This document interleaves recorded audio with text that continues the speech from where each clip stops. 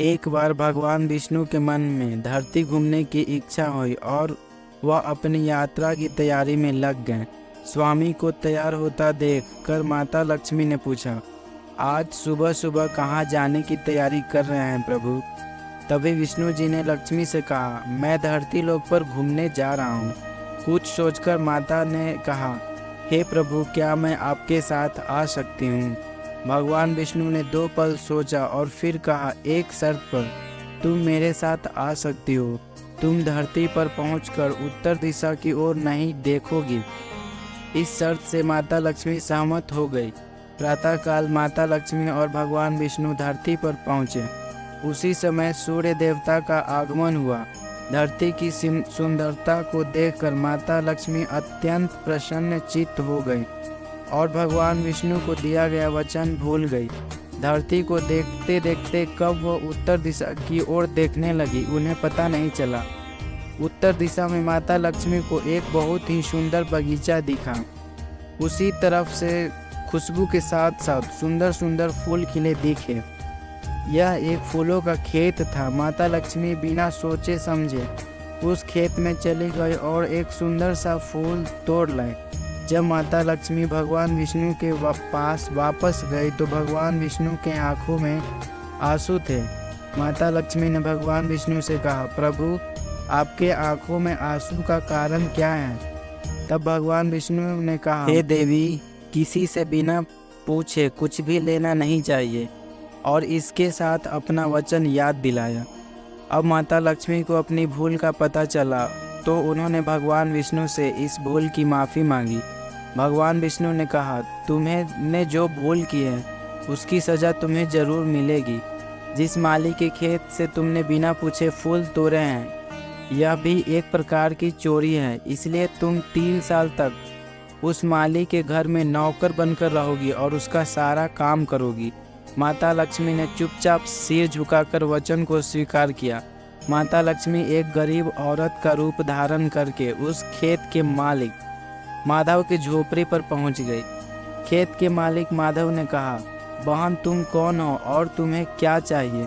तब माता लक्ष्मी ने कहा, मैं एक गरीब औरत हूँ, मेरी देखभाल करने वाला कोई नहीं है। मैं कई दिनों से खाना भी नहीं खाई हूँ। मुझे कोई काम दे दो और मैं तुम्हारे घर का सारा काम कर दिया करूँगी। बस मुझे अपने घर के एक कोने में आसरा दे दो।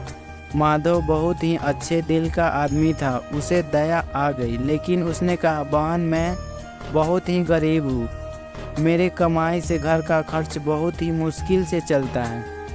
लेकिन अगर मेरी 3 की जगह 4 बेटियाँ होती तो भी मैं गुजारा कर लेता। जैसा रूखा सूखा हम खाते हैं, अगर उसमें तुम खुश रह सकती हो तो बेटी तुम अंदर आ जाओ। ऐसा कहकर माधव ने माता लक्ष्मी को अपने घर में शरण दे दी। जिस दिन से माता लक्ष्मी माधव के घर आई, उसी दिन से माधव को इतनी आमदनी हुई कि वह जल्द ही एक गाय खरीद ली। धीरे धीरे माधव ने काफ़ी ज़मीन खरीद ली और सब ने अच्छे अच्छे कपड़े पहनना शुरू कर दिए। कुछ ही समय बाद फिर एक बड़ा पक्का मकान भी खरीद लिया। बेटियों और पत्नी के लिए बहुत सारे गहने भी बनवा लिए। माधव हमेशा सोचता कि मुझे यह सब कुछ उस महिला के आने के बाद मिला है। इस महिला ने जब से मेरी झोपड़ी में कदम रखा है, तब से मेरी दिन दूनी और रात चौगुनी कमाई हो रही है। धीरे धीरे समय बीता और 3 वर्ष पूरे हो गए। एक दिन माधव जब खेतों के सारा काम खत्म करके अपने घर आ रहा था, तब उसने घर के सामने द्वार पर एक देवी स्वरूपा गहनों से सजी एक औरत को देखा। जब माधव ने ध्यान से देखा तो वह पहचान गया, यह तो मेरी मुँह बोली बेटी यानी वह औरत है। और माधव जान गया कि वह तो साक्षात लक्ष्मी है। माधव का पूरा परिवार बाहर आ गया और सब हैरान होकर माता लक्ष्मी को देख रहे थे। माधव देवी लक्ष्मी के पास जाकर बोला, हे देवी, मुझे माफ़ करना। हमने अनजाने में आपसे अपने घर और खेत का सारा काम करवाया।